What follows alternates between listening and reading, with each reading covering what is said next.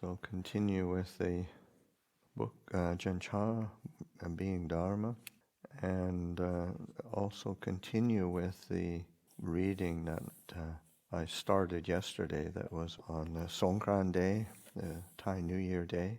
So weren't able to go all the way through it. These days I have been considering things. I go to various places to give lectures, and groups of people come here as well. Yet in a gathering of 100 or 1,000 people, there might be 4 or 5 who really make an effort to practice the Dhamma. So I prefer speaking to small groups. It's easier to instruct and admonish those who really have faith and devotion. If there are 1,000 people, and only 50 or so are really being mindful of themselves and making some sincere effort, there's no way to accomplish anything.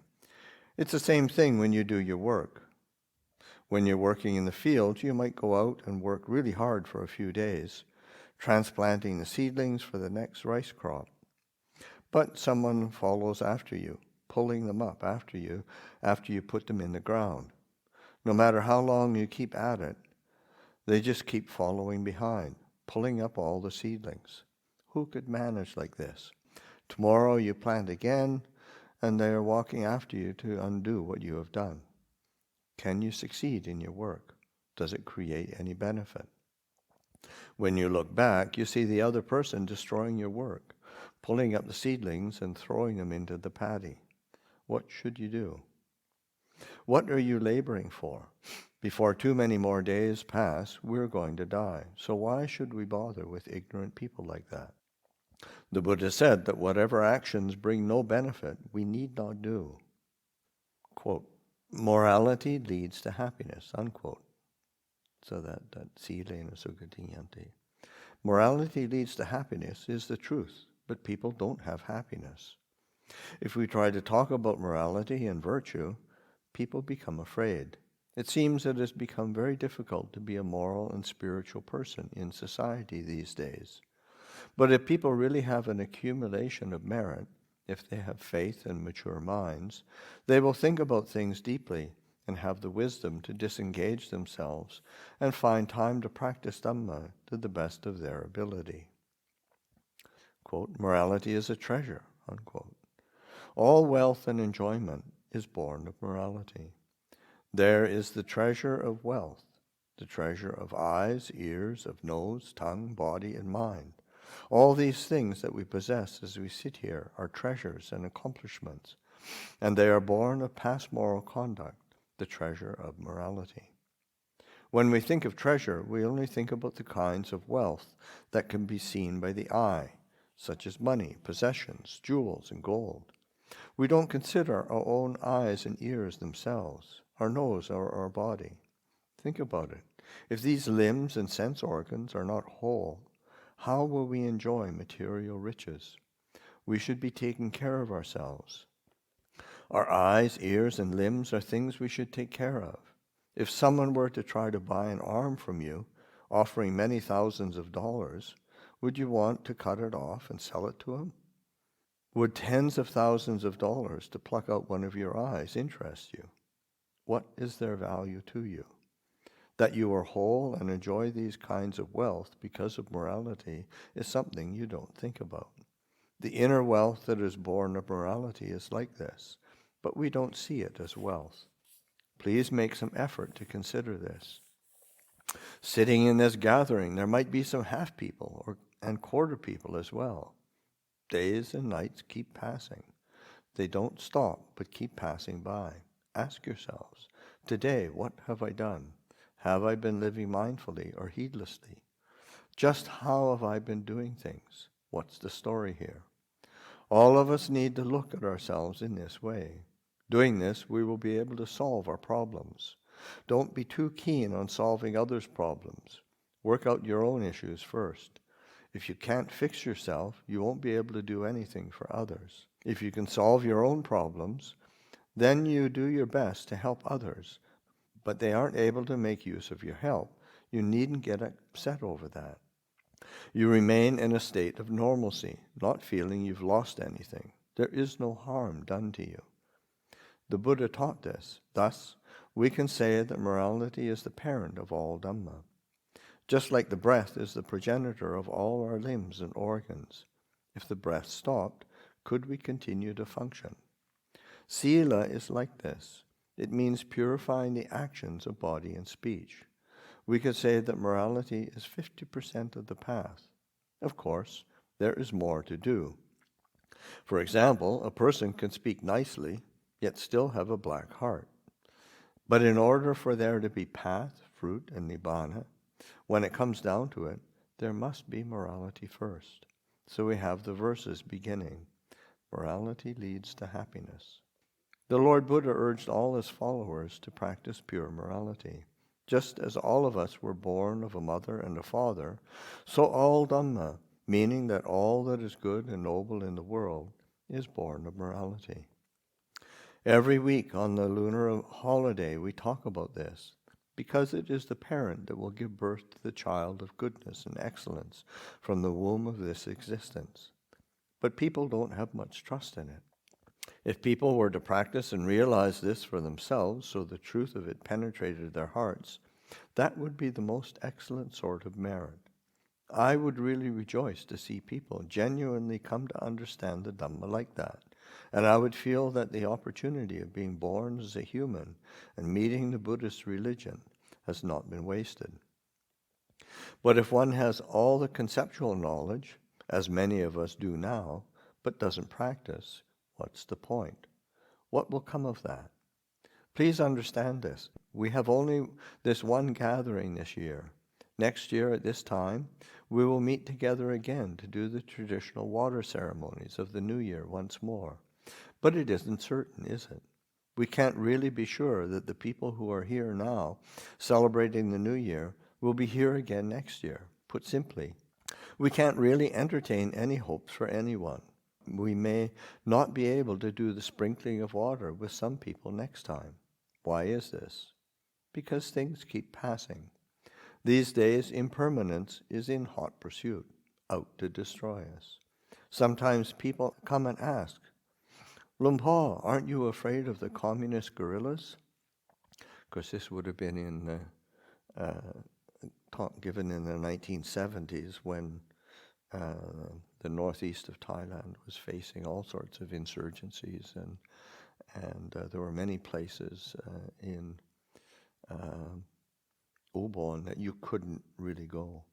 I remember being with Lumpur Panyananda, and he was talking about going to give he was invited to give a Dhamma talk in place in Ubon province, and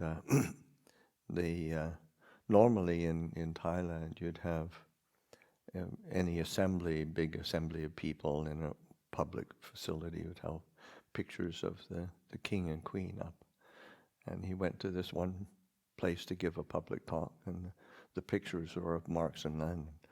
So that it was, and then I also remember when I think it was 1976.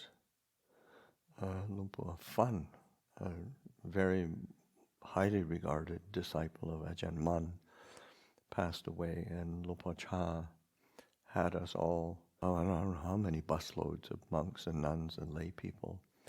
We all went. It was about a couple hundred kilometers from Wat Papong to Sakonnakorn, where his monastery was. A couple hundred kilometers anyway, maybe a bit more. And we sort of big caravan of all the monastics and lay people. And every 25 kilometers there was a military checkpoint because of the communist insurgencies that were going on. And, so it was a different world then. These days, sometimes people come and ask, Lumpur, aren't you afraid of the communist guerrillas? Hey, why should we be worrying about communists? Have they been out to kill us from the day we were born? I'm not so afraid of communists. There are many things that are inherent in this life and in this body that are much more frightening. So don't go thinking about too many extraneous matters, things that are far away. Thus, let all of us who are Buddhists disengage ourselves from meaningless activities and make serious efforts to practice goodness. If we don't yet have virtue, we should strive to develop it. If we have a little virtue, we should strive to increase it. If we have great virtue, we should continue on until we can be released from the cycle of samsara. And by the blessings of the three jewels, may all of you be protected and supported in your practice of this morality and Dhamma. May you have happiness and long life. May your practice lead to the end of suffering and bring you to the place of peace and happiness. Please don't be heedless. Today I have spoken for an appropriate length of time. I only wish to remind you now to practice Dhamma. Whatever precepts and actions we have established here at Wapapong, you should determine in your minds to practice them and make yourselves good examples for your families and loved ones. This would really be something auspicious. Now I will make the wish that all your pure aspirations be fulfilled. That was the end of that Dhamma talk. And there's the next reading in the book is a section called Meditation Practice, and then this is titled Mindfulness of Breathing, a lecture at a retreat at the Insight Meditation Society. This is a retreat that was held in Barre, Massachusetts, 1979. And that was Lumpur Cha's only visit to America, to North America. I would like to ask you about your practice. You've all been practicing meditation for a while. Are you sure about the practice yet? These days there are all sorts of meditation teachers around, and I'm afraid it might cause you to have some uncertainty about what you should be doing. Actually, there is nothing greater than the Buddha's teachings on concentration and insight meditation that you are practicing. If you have a clear understanding of them, it will bring about unwavering peace in your hearts. Making the mind peaceful is known as samadhi, concentration meditation. The mind is extremely changeable and unreliable. Have you noticed this? Some days you sit down to meditate, and in no time at all, the mind is calm. Other days you sit, and no matter what you do, there's no calm. The mind constantly struggles to get away. Some days it goes well, some days it's awful. The mind displays these different conditions for you to see.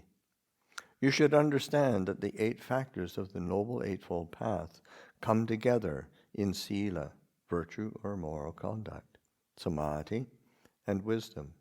There is nowhere else to look for them.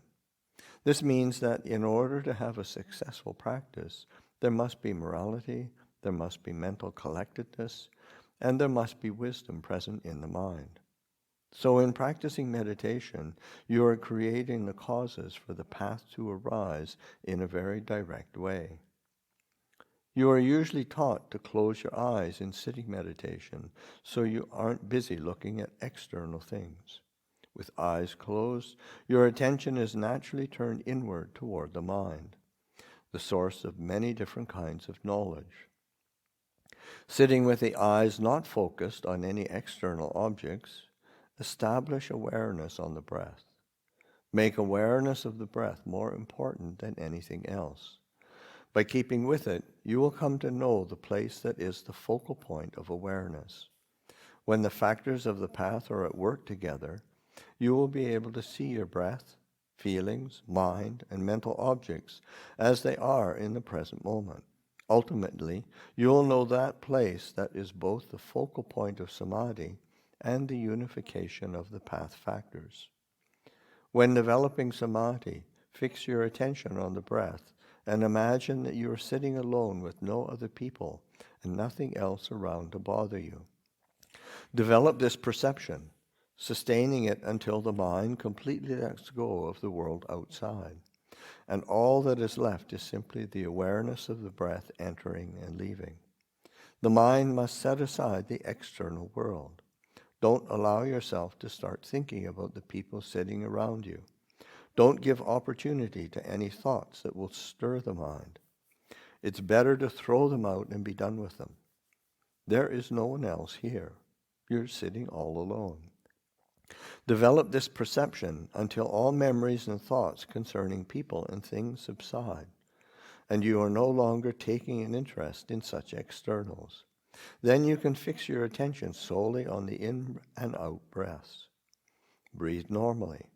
Allow the inhalations and exhalations to continue naturally, without forcing them to be longer or shorter, stronger or weaker than normal. Allow the breath to continue normally and smoothly, and observe it entering and leaving the body. Once the mind has let go of external objects, you will no longer feel disturbed by the sound of traffic or other noises. You won't feel irritated with anything outside. Whether it's form, sounds, or whatever, they won't be a source of disturbance because the mind won't be paying attention to them as it becomes centered upon the breath. If the mind is agitated by different things and you can't concentrate, try taking an extra deep breath until the lungs are completely full, and then release all the air until there is none left inside. Do this several times, then reestablish awareness and continue to develop concentration. Having reestablished mindfulness, it's normal that for a period the mind will be calm. Then it will become distracted again. When this happens, bring it back. Take another deep breath and expel all the air from your lungs. Fill the lungs to capacity again for a moment. Then reestablish mindfulness on the breath. Fix your mindfulness on the inhalations and exhalations once more. The practice tends to go like this, so it may take many sittings and a lot of effort before you become proficient. Once you are, the mind will let go of the external world and remain undisturbed. External phenomena will be unable to penetrate inside and disturb the mind. When they cannot penetrate, you will see the mind. You will see the mind as one object of awareness, the breath as another, and mental objects as yet another. They will all be present within the field of awareness, centered at the tip of your nose, where mindfulness is set up on the inhalation and exhalations. Then you continue to practice at your ease. As the mind becomes calm, the breath, which was originally coarse, correspondingly becomes lighter and more refined.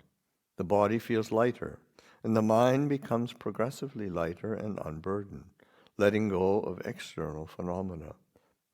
From this point onward, your awareness will be turned away from the world outside and directed inward to focus on the mind.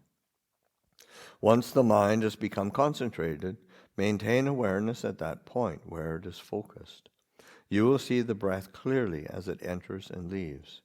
Mindfulness will be sharp, and awareness of mental objects and mental activity will be clearer. At that point, you will see the characteristics of sila, samadhi, and wisdom, and the way they merge together. Once this unification of the path factors occurs, your mind will be free from all forms of turbulence. It will become one-pointed, and this is samadhi. When you focus attention in just one place, in this case the breath, you gain clarity and awareness because of the uninterrupted presence of mindfulness. As you continue to see the breath clearly, mindfulness will become stronger, and the mind becomes more sensitive in many different ways. You will see the mind one-pointed in the center of the breath. The external world gradually disappears from your awareness, and the mind will no longer perform any work on the outside. It's as if you've come inside your own house. All your sense faculties have come together to form one unit. You are at your ease, and the mind is free from all external objects. Awareness remains with the breath, and over time it will penetrate deeper and deeper inside, becoming more and more refined. Ultimately, awareness of the breath becomes so refined that the sensation of it seems to disappear. You could say either that the awareness of the sensation of the breath has disappeared, or that the breath itself has disappeared. In other words, awareness of the breath becomes so subtle that it's difficult to define it. Really, there is still breath, but it has become so refined that it seems to have disappeared. Why? Because the mind is at its most refined, with a special kind of knowing present. All that remains is the knowing, even though the breath seems to have vanished. Take this very knowing as the meditation object and sustain that. At this point, you might begin to doubt, because it is here that the visionary meditation experiences called nimitta can occur. These can be of many kinds, including forms and sounds. It is here that all sorts of unexpected things can happen in the course of the practice. If nimitta do arise, some people have them, some don't, understand them for what they are, meaning impermanent phenomena. Don't doubt or allow yourself to become alarmed. At this stage, you should make the mind unshakable in its concentration and be especially mindful. Some people become startled when they notice the breath has disappeared. When it appears the breath has gone, you might panic or become afraid you're going to die. So you need to understand it's just the nature of the practice to progress in this way. Observe this feeling that there is no breath, and sustain it as the object of awareness as you continue to meditate. The Buddha described this as the firmest, most unshakable form of samadhi. There is just one firm and unwavering object of mind. When your practice of samadhi reaches this point, you will be aware of many unusual and subtle changes and transformations taking place within the mind. The body will feel extremely light, or might even disappear altogether. You might feel like you are floating in midair and seem to be completely weightless. It might be like you are in the middle of space, and wherever you direct your sense faculties, they don't seem to register anything at all.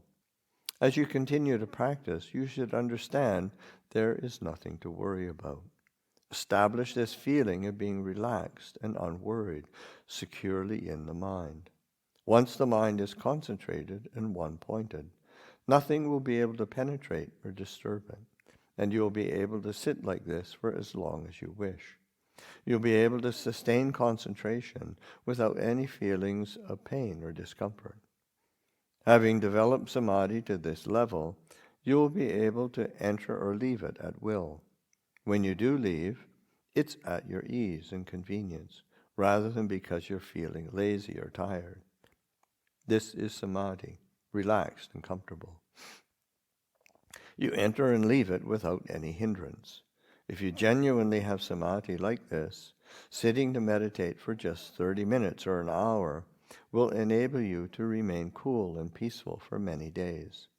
Receiving the results of samadhi like this has a purifying effect on the mind. Whatever you experience will become an object of contemplation. This is where the practice really begins. It's the fruit that comes as samadhi matures. Samadhi performs the function of calming the mind. Samadhi has one function. Sila has its function. And wisdom performs another function. These aspects you are developing in your practice are linked, forming a cycle. Once the mind is calm, it will become progressively more restrained and composed due to the presence of wisdom and the power of samadhi. As this occurs, it gives rise to an energy that acts to purify conduct. Greater purity of conduct facilitates the development of stronger and more refined samadhi, and this in turn supports the maturing of wisdom. They assist each other in this way. Each aspect of the practice acts as a supporting factor for the other two, and in the end, these terms become synonymous. As these three factors continue to mature together, they form one complete circle, giving rise to Magga, or the path. Magga is the synthesis of these three functions of practice working smoothly and consistently together. Preserve this energy. It is the energy that will give rise to vipassana, or insight. Having reached this stage, where wisdom is functioning in the mind, independent of whether the mind is tranquil or not, wisdom will provide a consistent energy in your practice. You see that whenever the mind isn't tranquil, you shouldn't have any attachment to that. Even when it is tranquil, you shouldn't have any attachment.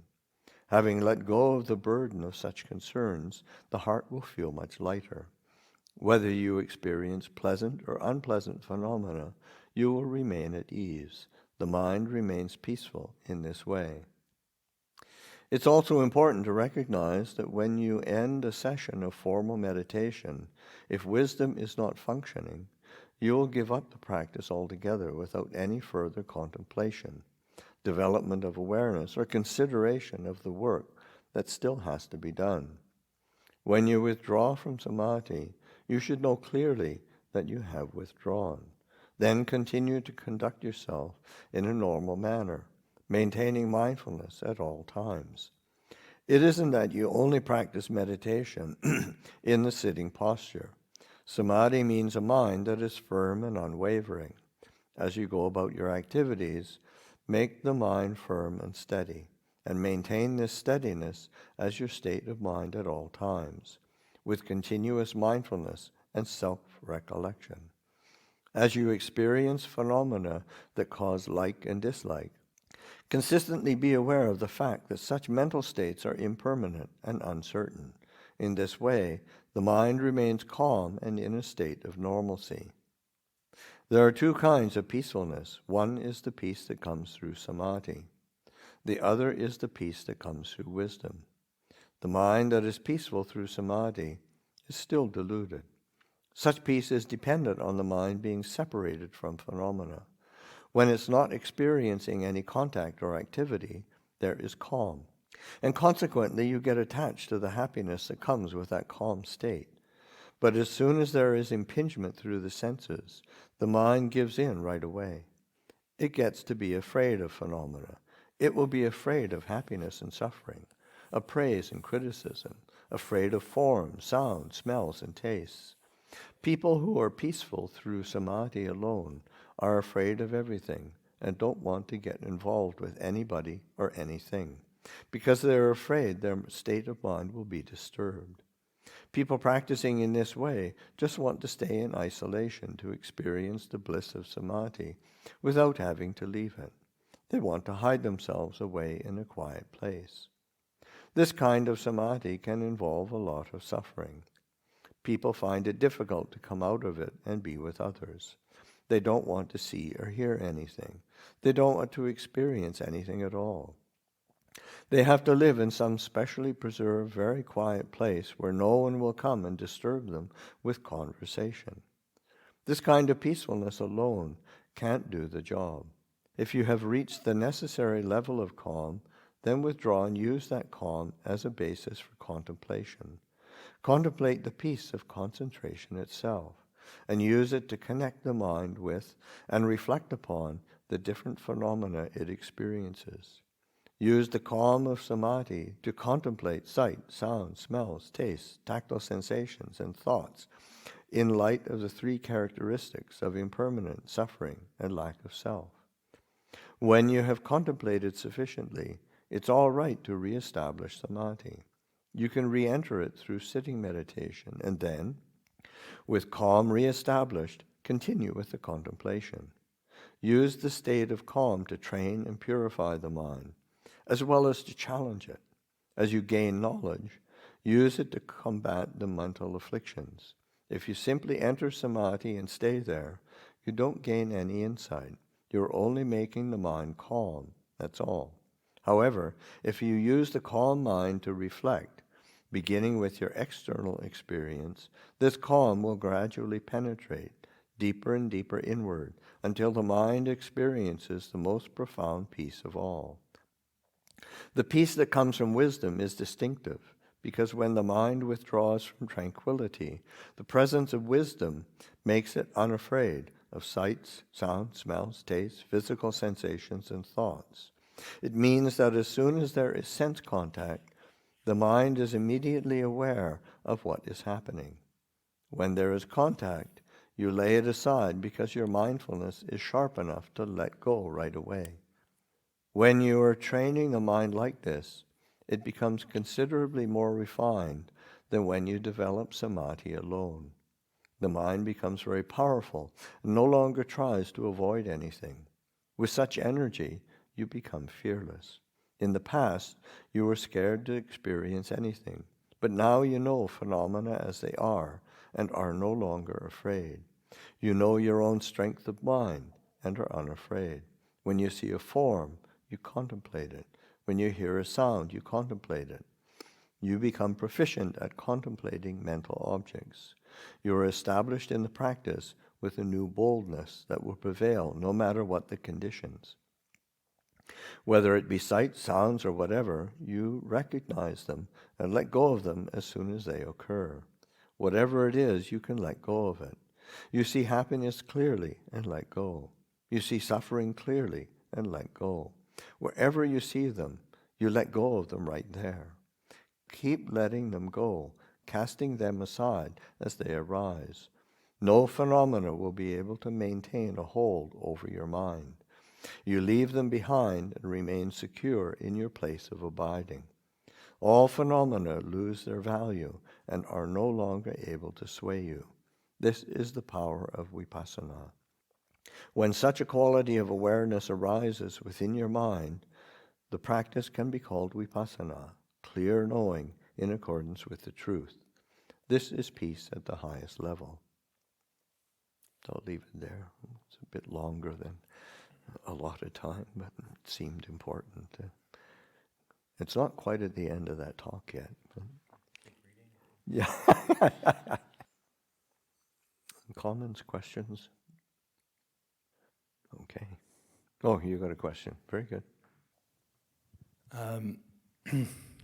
So I guess my question is something about how to firmly establish sort of a basis for moving into samadhi with ease, rather than it sort of being something that happens unpredictably, seemingly, and sometimes can occur and sometimes not.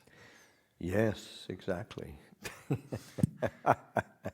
I think the thing is, it's more like what you're doing is trying to set the conditions to optimize those conditions, so you get a feel for how to direct attention, how to hold awareness in the mind, rather than, because as soon as it gets sort of me doing this in order to get that, it gets really tangled up and gets really hit and miss. Not just hit and miss, it usually gets there's a certain tension that's there.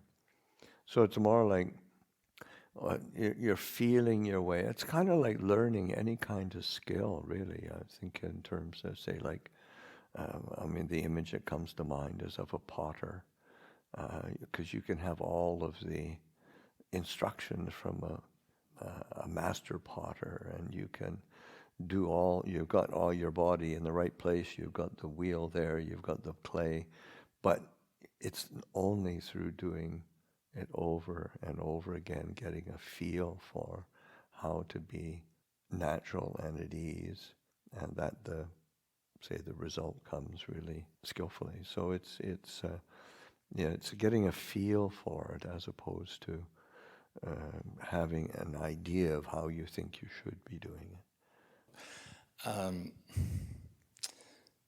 So when Lungpa Cha is talking about a person who sort of is fragile and may need a special container, right, to practice in, where they feel like they can't go interact with the world normally in order to continue, experiencing samadhi. I'm assuming that this is a common experience to feel like whenever you have, can establish some isolation or not interacting with, talking to people a lot or interacting with people a lot, that it's easier to establish this kind of focus. Yeah. But then maybe you can carry some sense of, wisdom out with you, but over time it just starts to fragment more and more.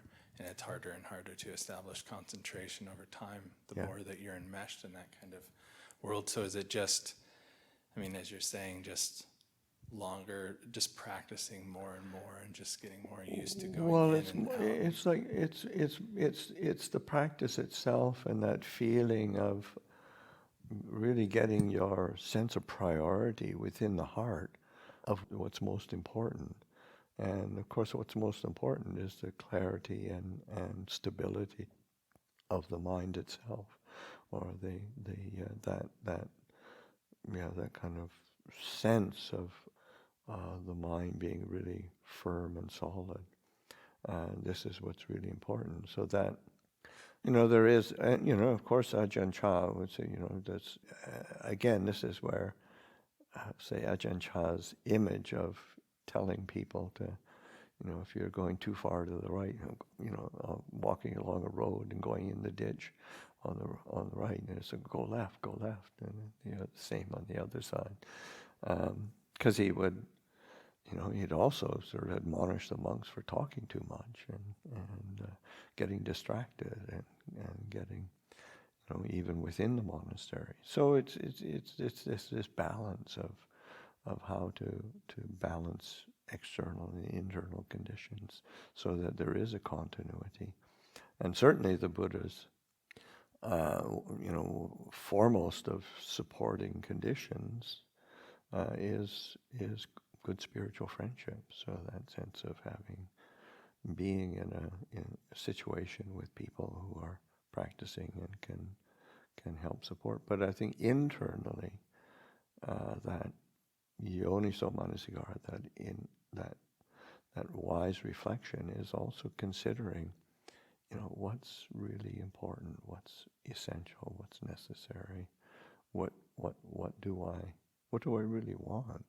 Because, if I want to be scattered and confused and anxious and upset, then, well, we make those choices all the time. But if I really want to be peaceful and steady, then I do have to make choices, and I have to have the internal stability to stick with it. But then also, sometimes there are external conditions that one really does need to avoid. So it's the internal clarity that is important, and sort of that. And again, that really only comes through kind of experience and practice. Lumpo, you were talking about this like feeling of me doing something, and it reminded me of something that I've been wondering regarding adhitthana. I had recently said an adhitthana, and it seemed really like bound up.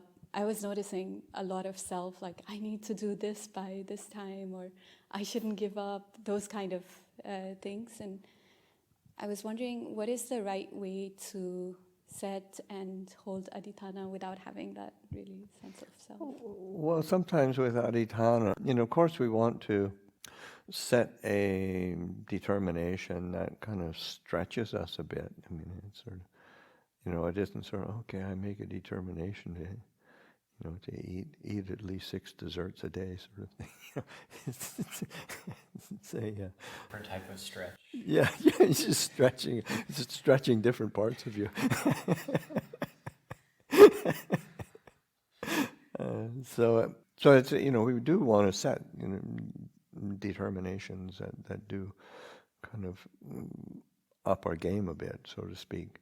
But it's also, you have to be, it can't be too idealistic, and so it's sort of and inevitably there's going to be a certain resistance. If it's, whenever we're outside of our comfort zone, then inevitably there's some resistance there. So again, it's that willingness to learn from experience and seeing the suffering and in the challenge that one has set for oneself. But it's also having the wisdom to recognize when one has made a determination that is just sort of off the charts of what you're actually capable of doing.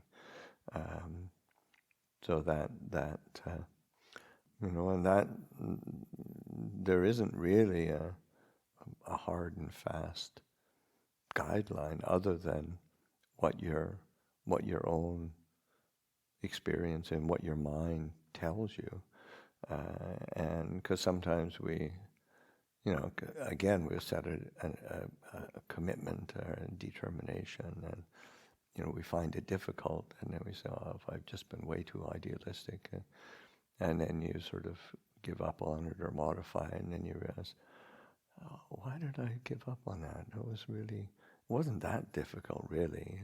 So it's and that's a part of learning. You can't sort of take it sort of, oh, I'm such a hopeless failure. And this, what you do is you reset and recalibrate your determination and use it as a means of gaining more understanding of the mind. So both the mind that can be quite bold and determined, and then the mind that is kind of wishy-washy and just wants to take these. I mean, we're all a jumble of these characteristics, and we can only learn from it. Lumpo, is it normal to just have this thought of like me doing this or me being not able? Well, it's very normal. It's also normal to suffer. But it's that recognizing and seeing that over and over again. So where did that? Because you're taking that as a contemplation. Where did that me come from? How did that sneak in? What's it built on? And then as you start recognizing more and more clearly, well, that's built up out of thought. That's built out of assumption. It's built out of habit. It's built up out of conditioning, and to a certain degree, it isn't anybody else either. So but it's sort of recognizing the how do you say, constructed nature of it. It's not that you try to annihilate any form of existence, which is just another extreme position. But it's sort of recognizing more clearly that constructed and nature of what we call me, and then it loses its sort of power. Okay, we'll have a break. Practice together.